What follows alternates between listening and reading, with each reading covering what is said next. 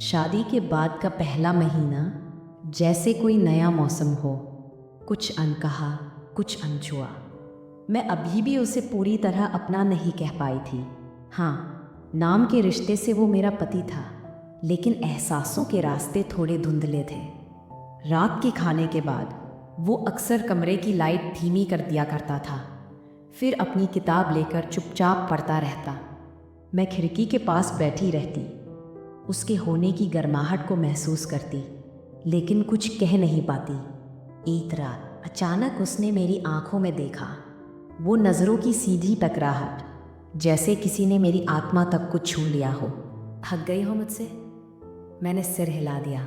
आओ, उसने धीमे से कहा। मैं उसके पास चली आई। वो किताब को एक तरफ रखकर मुझे देखने लगा। कुछ पल ऐसे ही बीते।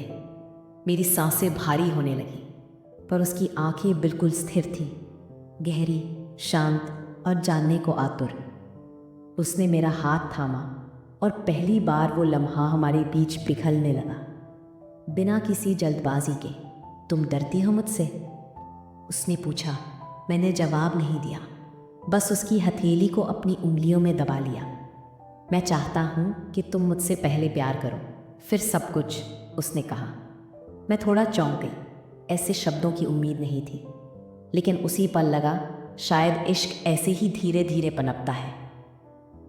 उस रात हम साथ थे, लेकिन सिर्फ स्पर्श नहीं, एक एहसास में डूबे हुए।